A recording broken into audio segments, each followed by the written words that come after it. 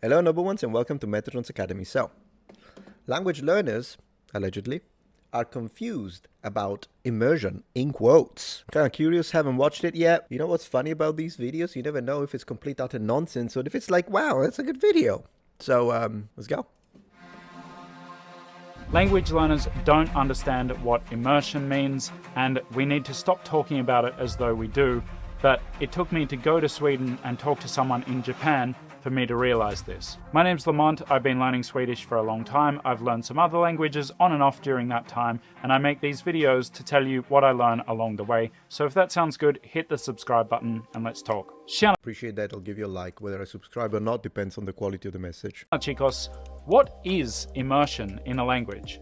Well, a lot of people would say it's living in a place where that language is spoken. But others, particularly regulars to this hobby, probably just thought, whoa.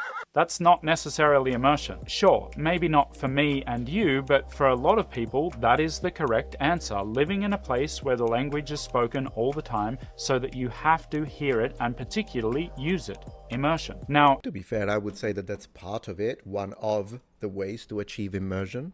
are they wrong? Or are we wrong? Or is the term unclear? I believe it's the last one. Just saying immersion is ambiguous at best. This is a big problem because when I asked you guys to give me one word that describes how you learn a language, do you want to guess what the most popular answer was? Immersion. Tears. A couple of people said tears, but the most common answer was immersion. Yeah. So it is a problem that we don't even agree on what it means. I mean, as far as I know, the bicycle community is not in a disagreement about what wheel means. Well, I mean, maybe they are, but they shouldn't be.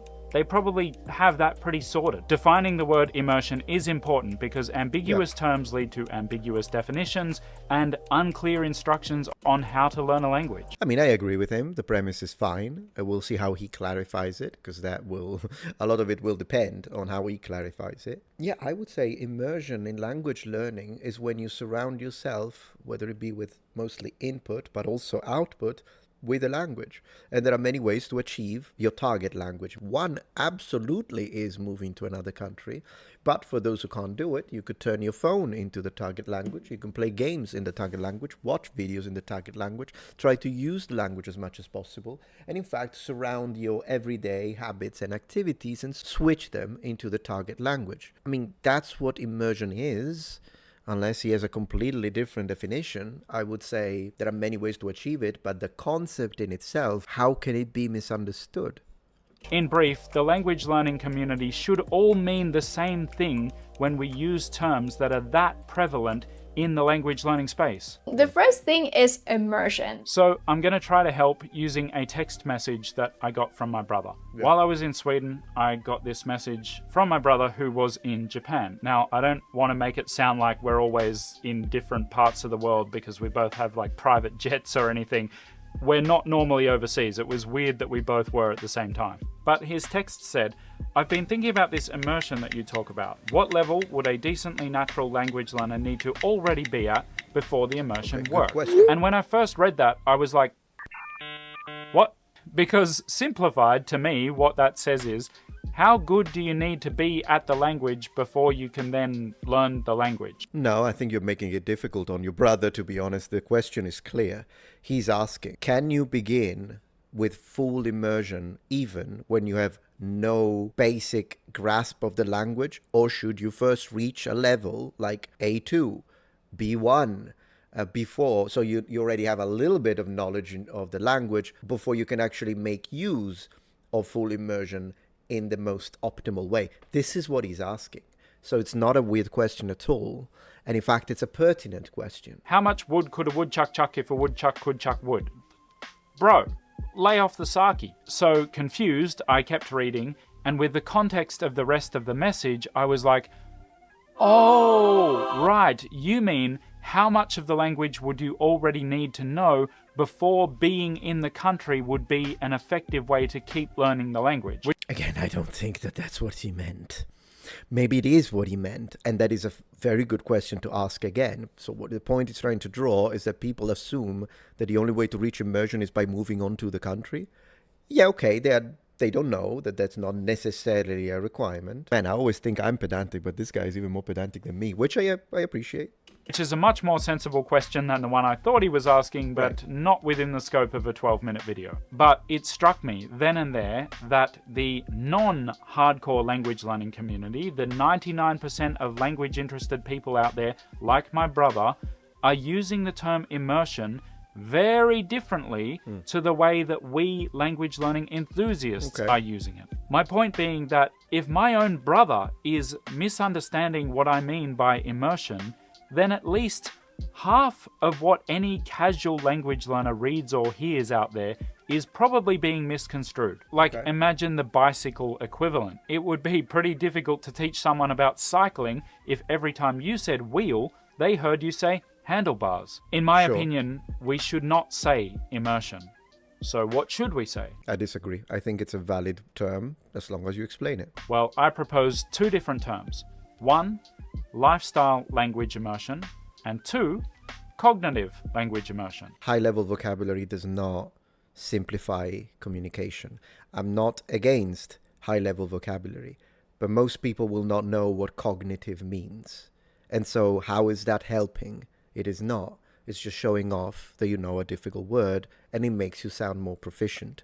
Once again, I'm not against using cognitive as a word, and I'm not against using high-level vocabulary in its appropriate spheres. But if this is all about, well, immersion is not clear enough and people might misunderstand, if avoiding a misunderstanding is your goal, ditch high-level specialized vocabulary, because that will achieve the very opposite of what you are setting yourself to achieve. Cognitive language immersion, how is that making... No, brother. Come on, be real with me.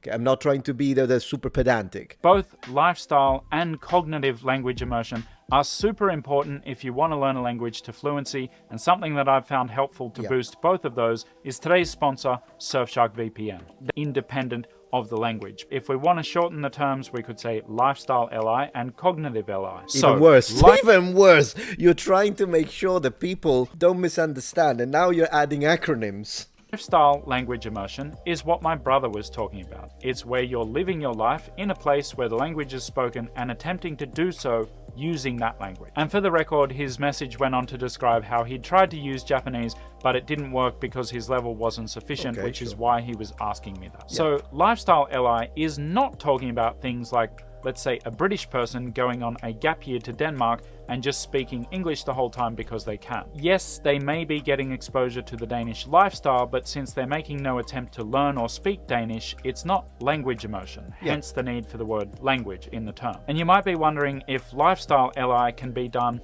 outside of a country or region where that language is the default. Well, yes, with an asterisk, because what separates lifestyle LI from cognitive LI is that it must, by necessity, involve some language interaction between you and at least some other people who speak the language fluently.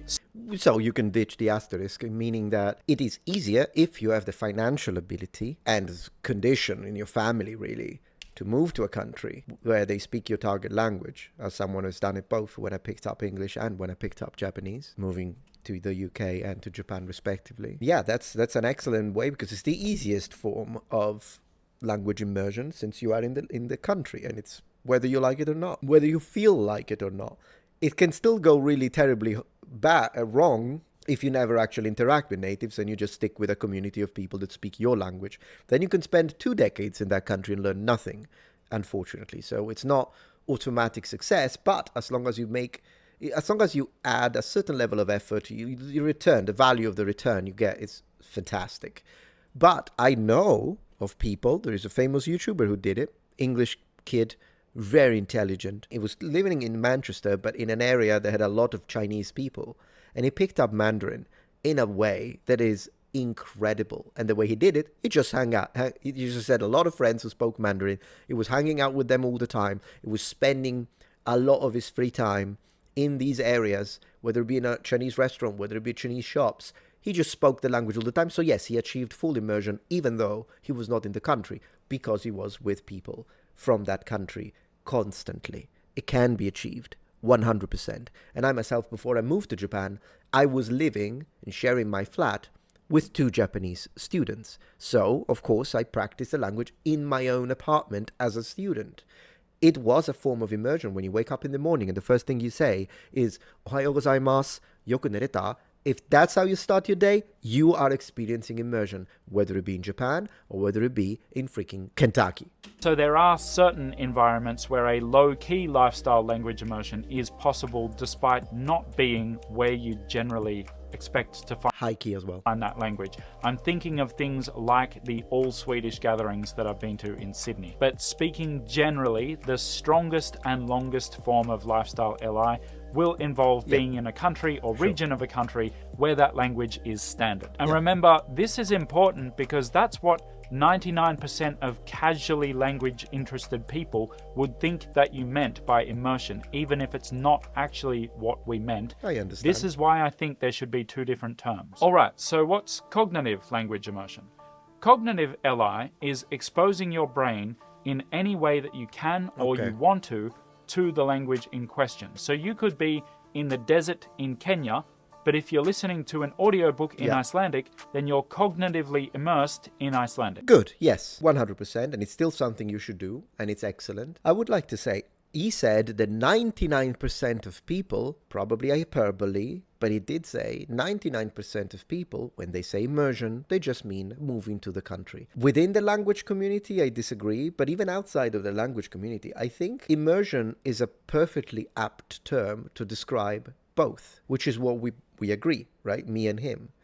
He thinks that immersion can be in surrounding yourself or living in an environment, whether it be in a country, whether it be outside of that country, but in a simulated version of that country, in your own country. That's what he calls lifestyle language immersion, or what he calls cognitive. I don't even know why he calls that one cognitive, to be specific, other than sounding smart, is the one where you use kind of input methods, whether it be watching movies and all the rest. It's all immersion, though. I do not think that 99% of people would not consider that to be immersion. You can be immersed in a language in your own home, and you can do it. It's a bit artificial, and it requires a certain level of preparation, but you can absolutely do it and try to recreate. It's still immersion, though. I do not think the term is not apt. I just think it might need a little explanation if it so happens that the person you're speaking with only means living in a country when they say immersion. You don't need to create new nomenclature. Have you ever heard someone say that this learning a language via immersion thing must be rubbish because what about all the people who live in the country for years and never learn the language? I've heard that argument, and it's flawed because it assumes that immersion is to do with your physical location. It's very possible to live in a country but get minimal lifestyle LI to the language of that country whilst continuing to be cognitively immersed in a different language. I think it's worth distinguishing between the two because yes, there is some overlap between cognitive language immersion and lifestyle language immersion, but by distinguishing between the two, not only can we be better language learners ourselves, but we can also be better at helping others to learn language. Okay, yeah, it's a little arbitrary, his definition patterns. Of course, if he's a teacher, I don't know if he's just a learner or if he's also a teacher. Regardless, if that's how he wants to present it, it's fine, but we have to be a little careful because oftentimes even the so-called language gurus, the freaking frauds, not him, he seems legit. I don't know, I haven't heard him speak another language, but he seems to be a legit one. I'll have to double check. But let's say that he is legit. Like, this guy's good, he knows how to learn, he's a high-level speaker, whatever. But even the gurus and the frauds and the fake polyglots, they will do this a lot. They'll be like, well, other people don't know what they're doing because my method that you can learn a language in 2 weeks is a substratum cognitive implementation filtered synapses, cerebral synapses method. And then all they're telling you is watch TV in the freaking language, but they make it sound like there's no need for, like, technical vocabulary is used to express concepts that otherwise may not be able to be expressed with a term, and you might need a full sentence to express. This is why technical vocabulary exists. Technical vocabulary does not need to be used if it's just a fancier way to say something that can be perfectly expressed with regular vocabulary. So yeah, you do need to, if you're differentiating sounds, you do need to classify them with specialized terms like fricative, interdental, and so on and so forth, because otherwise I would have to explain to you how that sound is actually created. Palatal, for instance, alveolar, and that could be longer. And so technical terminology allows professionals who need to constantly repeat explanations to simply swap them for a technical term. But here I do not see that need, so it feels a little arbitrary as well. Anyways, it wasn't a bad video. Just a few things I'd say, but I'll still give him a like. It was pretty good, and I will see you tomorrow. Thank you for joining Metatron's Academy. Don't be cognitive.